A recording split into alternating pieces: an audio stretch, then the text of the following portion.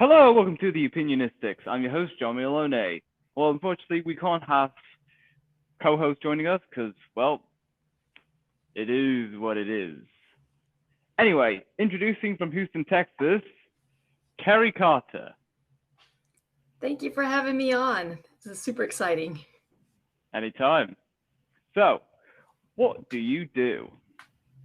Well, I do lots of things actually, but I think you mean more like what am I wanting to do more of? How about that? I'm actually an author and I just had my first book published about a month ago, and it's called Whiskers Abroad, Ashi and Audrey's Adventures in Japan.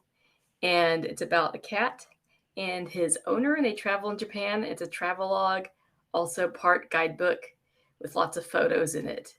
And I'd like to do more writing, whether it's Ashi and Audrey or other types of fiction. All right then, sounds good. And what made you come up with the idea of writing this book? Well, I've always did this series of like, I don't want to say horrible jobs, but let's be honest, they're horrible jobs, right? And every year I would make a list of things I like, drinking coffee, going jogging. I'd make this list and I'd send it to my friends, and I'd be like, pick a career for me, or at least a job that I won't hate, and they'd come back with some suggestions. And at one point, my sister goes, why don't you just combine a bunch of them with writing and write about it? And I was like, wow, that's kind of a brilliant idea. Why didn't I think of it?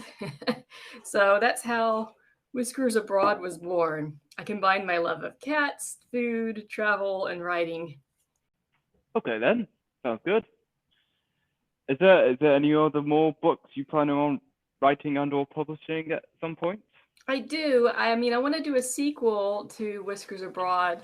Either they return back to Japan or they go to someplace new, like maybe South Korea. I'd also like to branch out in other types of fiction. Maybe what they call summer reads, that kind of fiction, something fun and light, or maybe some romance novels, which I know is a far departure from what I just did, but I'm interested in all kinds of genres. Hmm, interesting. Is there anything else that you do in your free time? I actually play in a band. I own and play in, and I run a cover band called Molly and the Ringwalds. We play 80s cover songs, which is, exactly what you'd think. Madonna, Michael Jackson, some Van Halen, that kind of stuff, Prince. And we play for parties, weddings, corporate events, fundraisers. So that takes up a good chunk of my time. And at one Excellent. point, I used to train for marathons, but then the pandemic happened, and I kind of stopped. Ah, oh, okay. That's nice. Yeah, I need to get back to it. Okay, cool, cool. What was life for you growing up? You know what? I'd say I've had a pretty good childhood. I know a lot of people had traumatic childhoods, or they're like, "Oh, I had a bad childhood, and that's what makes me a great writer." I'm like, "No, I had a good one." Parents let me do kind of like what I wanted to. They kind of gave me free creative roam, and I'd go see my grandparents on the Sundays. My uncle taught me how to play piano, played outside, did good in school. No real complaints. Hmm, nice, nice. And when you do write your books, what kind of process do you have? Well, I'm the type of person where I need to outline it. I just have to have an outline. But I'll do a lot of brainstorming and daydreaming in my head. It kind of starts solidifying what I want to do, and then I'll write it down, outlines, what's going to happen. Like if it's fiction, I'm going to plot it out. I'm going to do a 4 act structure, 3 act, depending on how you want to call it, and then I'll have it break down so things will flow. With the Ashi and Audrey book, I just did an outline of like the places they were going to go, what they were going to see and do. So, and then once I get that, then I'll start writing my rough draft a little bit at a time. Just chisel at it. Ah, I love it. I love it. Yeah, because I know a lot of writers probably can identify with this, that it's just hard to find time to sit down and actually write, especially if you've got a job and maybe if you have kids or you've got, a spouse or you've got some other activities you're involved in. It's hard to just, get your writing in. So I'm like, do your 2 sentences, write your 2 sentences every day. Before you know it, you'll have a rough draft, something to work with. Yeah, exactly. What is your favorite thing about the area that you live in? Oh gosh. Well, I will say Houston, I'm in Houston. It has a lot of variety for restaurants and places to go eat. Um, I think it has a really good kind of fun art scene. They have the art cars, and that's always they do a parade every year. And I know a lot of the people who are involved with it, and they're always kind of quirky and they're fun to hang out with. So I would say, yeah, kind of the art scene going on with Houston. Oh, yeah. Cool, cool. I do love a bit about stuff every once in a while. Where do Yeah, you see it? Oh, sorry. I was Go just on. supposed to say, yeah, I'm not talking like fine art or anything. These are, more of your sculptures and maybe some performance artists and like that. Ah, okay. That's kind of cool. Where do you see yourself 30 years from now? Ooh, 30. um, well, I hate to sound this to be negative, but I hope I'm living someplace other than Houston. It's just way too hot here in the summer times. And in 30 years, hopefully I'll be retired from my day job, and maybe I'll be focusing on just writing and hopefully traveling some too. Okay, that sounds good. If you have a song for every time you enter the room, what song would it be? Oh,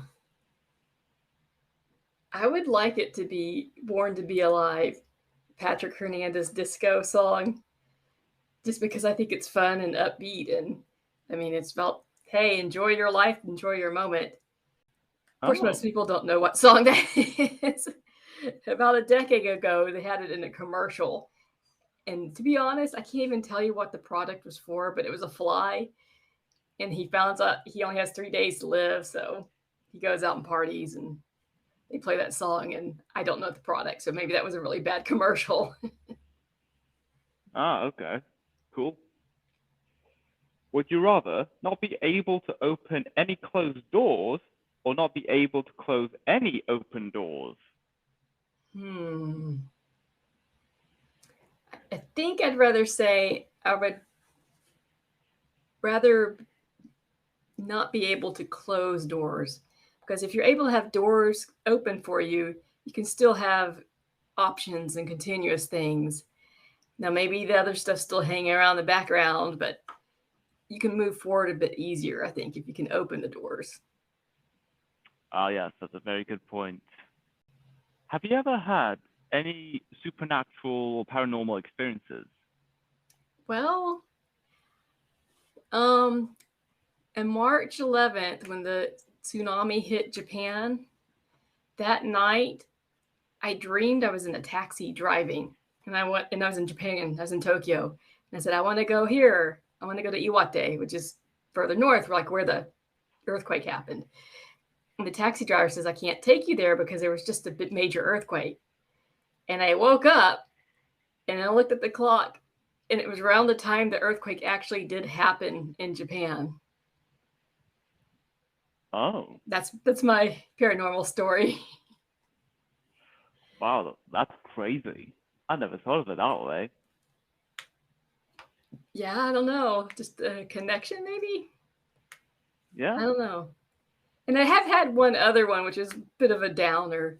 Um, but I had a friend and he was coming to visit Houston, and I was just super swamped and busy. And I'm like, I don't have time to see him. And then I thought, no, I need to make time to see him because this will be my last chance to ever see him again. It's kind of a weird thought, right? To have. Mhm. And then Yeah. that was when Hurricane Harvey came through. You know, I don't know if you're familiar with that, but it came through Houston and it dumped 56 inches of rain in like 24 hours and everything flooded. So Oh, he, that's dreadful. yeah, so he left actually and went back to Pennsylvania before the storm hit, he's like, I'm cutting my trip short. I'm just going home. And I remember thinking, oh, good. He's safe. Nothing's going to happen to him. And then that Monday, he got in a car wreck and he died. Okay. And I was just like, man, like I just kept having this feeling like I need to talk to him. I need to see him one more time. This is my last chance. Yeah. You gotta seize the moment, you know? Yep, absolutely. Yeah. What's the best way to stay motivated? Oh, I wish I knew the answer to that. I think the really best way to stay motivated is to see some sort of result, even if it's just a little bit. Like, say, you want to lose weight. If you lose half a pound, you're going to be more motivated than if you gain 3 pounds. If you want to write a book and you got a chapter down, you got a chapter written, so that might motivate you to keep going. If you want to run a marathon and it's a big thing and you're like, oh, I got to train. But when you run that first mile, you're like, oh, okay. But when you get like 6 miles under your belt, that can motivate you to keep going because you're starting to see results. Yeah, I could certainly see that. Yeah, I think it's important to see results. Absolutely. When things break, do you prefer to fix them or replace them? Fix them, if possible. But yeah, I like to fix things as make things as disposable as they can be. We just got so much stuff in life. It's better to like not bring in new stuff. Yeah, I could see that, yeah. If you had your own late night talk show, who would you invite as your first guest? Amy Sedaris. Yeah, I am a huge fan of Amy Sedaris, and I've liked all the TV shows she's done and her humor books. And plus, I've seen her on like Letterman and different other talk shows, and she makes a great guest. So she would be my guest number one in fantasy world. Interesting choice. If you could snap your fingers and learn a language, what language would you want to learn? Well, I have to say Japanese. So that way, when I go back to Japan, I can speak with ease and understand what's going on. I've tried to learn it. I've tried multiple times. I always get to the same spot and I get stuck. Then I get frustrated and I quit. See, I'm not seeing results and it's not motivating me. Of course. What has taken you the longest to get good or decent at? Oh, man. Probably writing when I think about it, because I've been doing it ever since, in grade school when you first learn to write. It's a continual process on improving and getting better. I don't think it ever really ends. So it's a whole lifetime. Yeah, absolutely. You just never might know. What sort of terrain would you thrive in best? What kind of terrain would I thrive in best? Yeah. Probably something warm. Don't do too good with cold weather, but not too hot. And preferably with the beach. Oh. Kind of semi-tropical, maybe. Oh, yes. Brilliant. What app can you not believe someone hasn't made yet? I always thought there should be an app, and maybe somebody has made it, or maybe, somebody might claim, well, that's kind of what Facebook does. I thought there should be an app that tracks hairstylists. So you can plug their name in there and they update where they're at all times. So you can find them because hairstylists, at least here in Houston, they like to move around a lot. And you get a favorite and then you want to make an appointment, you call and they're like, oh, she doesn't work here anymore. And of course, they're not going to tell you where she went because that's the competition. So some sort of track my hairstylist app. Yeah, absolutely. What is your favorite holiday tradition? Buying a Christmas tree. I really like Christmas, but I really even like the Christmas tree more. And I love going out every year and looking for a tree. I buy a real tree, and I like to go to like a Christmas tree lot. They're all kind of piled up, and not all sitting out pretty like the real expensive ones, but you have to dig around and look for the best tree. I like to find the biggest, fullest tree that I can get and then decorate it. Ah, fabulous.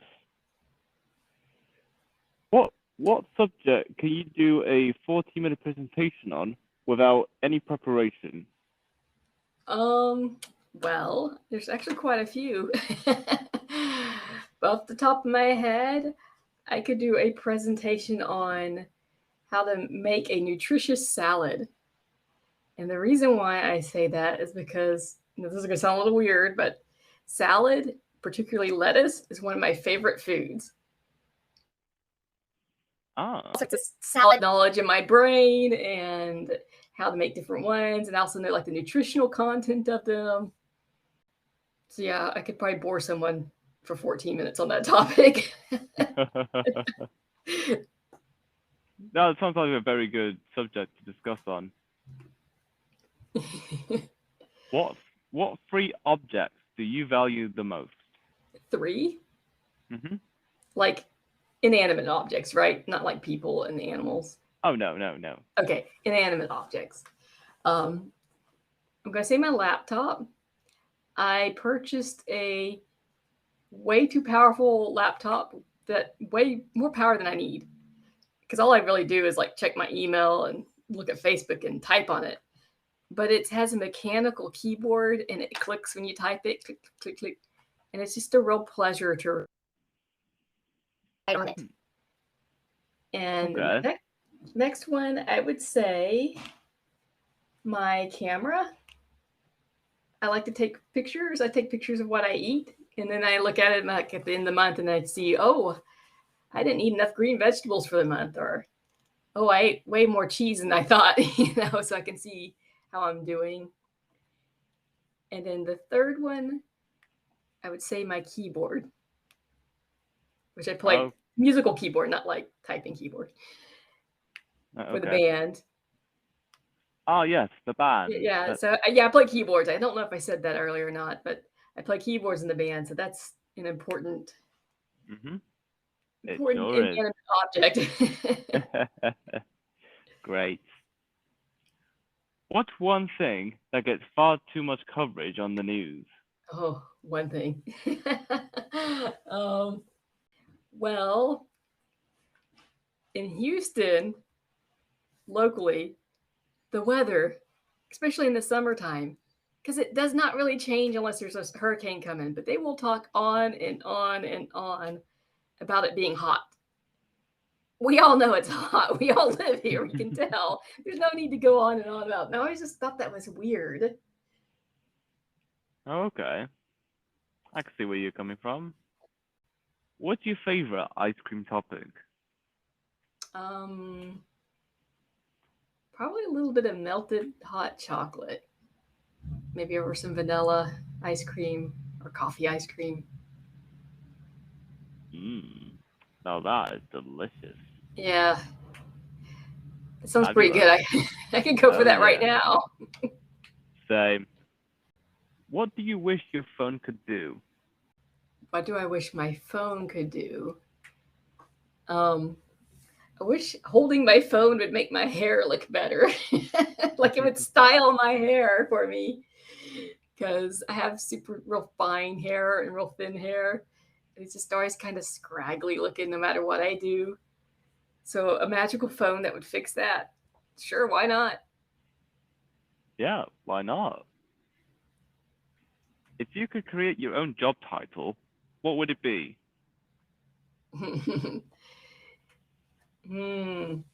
Coffee drinker. Okay. You can go anywhere with that job. Okay, cool. What do you like to collect? I like to collect little, this is going to sound bizarre, but I like to collect little small things, like little cars or little toys or little monsters. I really like dioramas. So I collect this stuff with the intention of one day creating dioramas, and yet it's never happened, and now I just have a collection of a bunch of little things. Fabulous. If you were chosen to be a colonist for a new habitable planet, would you take that opportunity? I don't think I would. I don't think at this point in my life I would leave behind like my mom and my sister and my family. Because, I'm at the point where my mom's getting older. So, I want to be around to spend time with her. Although it would be a nice opportunity and it'd be exciting. But I think I'd turn it down. Yeah, that's nice. What hobby would you get into if time and money wasn't an issue? Possibly diving. I've done it a couple of times and I've really enjoyed it, but it gets expensive really quickly. You have to fly to a destination, then you have to rent equipment, and you have to pay them to take you out, and then it adds up. So if I had more money and I didn't have to worry about money, I'd probably do that more often. Okay, that makes sense. What is the most ridiculous fact that you know? I don't know. I learned lots of weird, ridiculous fact, but the first one that popped into my head is that beavers have rust-colored teeth. And that in the wintertime, they invite other animals into their beaver home, like frogs and, lizards, and then they give them like duties and jobs. It's almost like a animal hotel. Yeah, it does sound a bit weird, but it does make a lot of sense, in my opinion. And this is coming from the top of my head. What are your opinions about sending mail to Bigfoot? To what spot? Bigfoot. I don't know what big spot is. No, oh my god.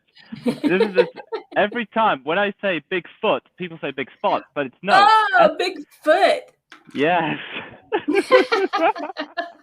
Gotcha. Big spot. That's kind of funny. Yeah, I was like, I don't know. Maybe that's like the cool destination.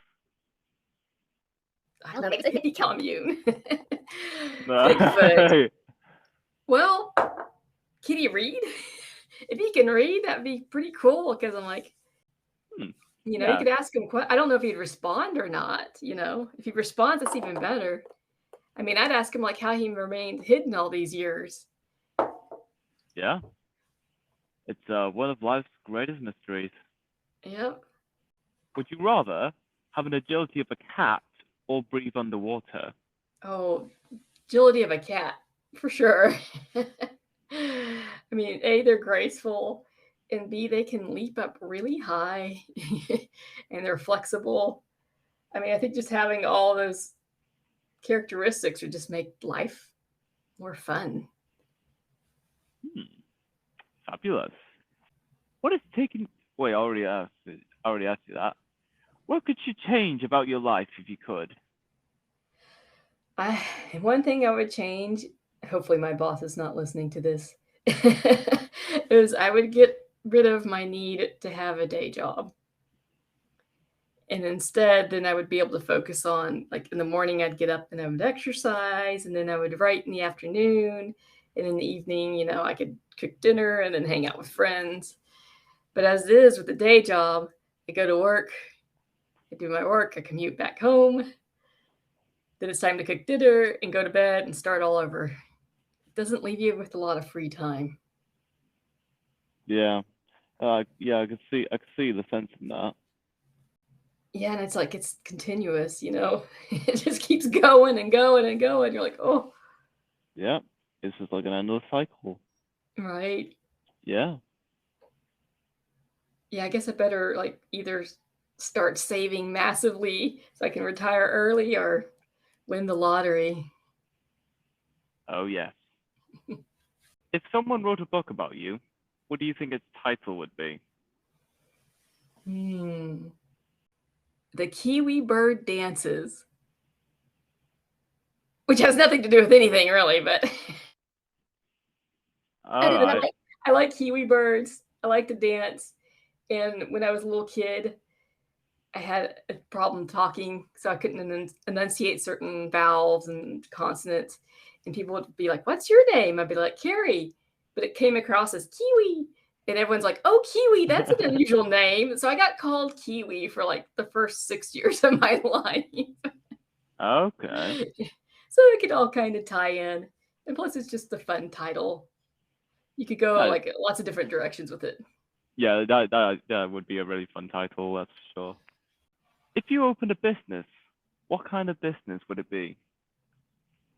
I would open up an udon shop, like Japanese udon noodles, and it would be along the lines of an actual udon shop that you'd see in Japan. So it would just be you'd come in, you could get your noodle soup, or you can get your tempura, and maybe you can get dumplings, and that's it. Like just a couple things. That way I can focus on making those the best that they can be. Yeah, okay, that's a very good strategy. Yeah, unfortunately, that wouldn't fly too well in the United States because people want a huge amount of variety on their menu. Of course, they want everything. Yep. And that's all we have for this episode. It was great having you here, Kerry, talking about your work as an author, recent books, everything about Japan, and everything else. Has been amazing. Thanks. Thank you for having me on. Anytime. And until next time, stay opinionated.